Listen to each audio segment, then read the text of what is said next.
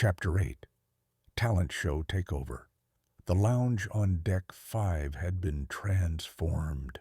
What was once a modest, questionably lit performance area now resembled a glitter-covered coliseum. Foam cannons flanked the stage. A bubble machine had been installed upside down, creating unexpected bubble puddles. Stagehands wore glow-in-the-dark capes. No one knew why. Terry said, "Just roll with it." But the real transformation stood center stage. Gary, the octopus, MC, entertainer, eight-legged cruise icon.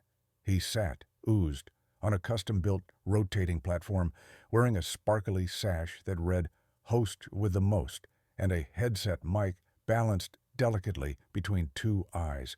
In front of him, a stack of cue cards written in glitter pen and sealed in waterproof plastic. Gladys leaned over to Sharky. "This is either the weirdest cruise I've ever taken or the greatest." Sharky replied without looking away from the stage. "Both sugar." Terry addressed the crowd. "Ladies and gentlemen, non-binary icons, raccoons in disguise, and foam warriors of all ages, it's time for the final round of Vistas Got Talent and possibly also Trauma." The crowd roared. Gary raised a tentacle dramatically. A spotlight hit the first contestant, Barry the lounge singer, now attempting a dramatic reading of his old cruise receipts, each accompanied by mournful harmonica.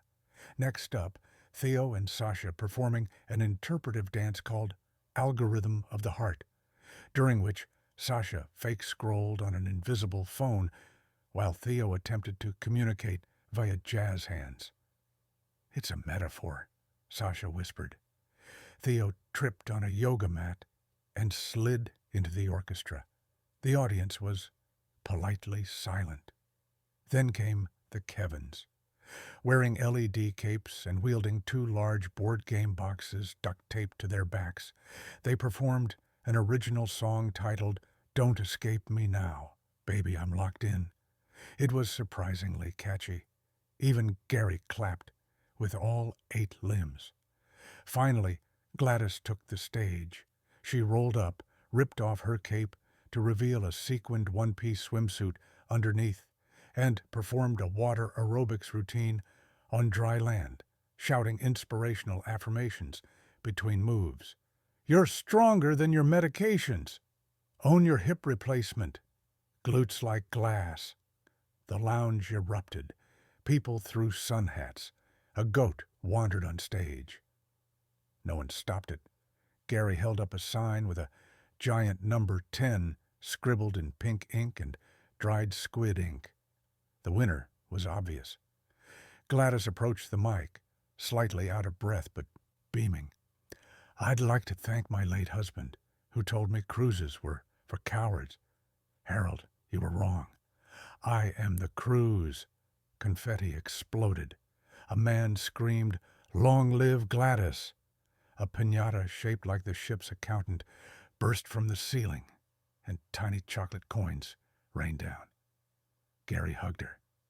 It was wet. It was tender. It smelled like shrimp.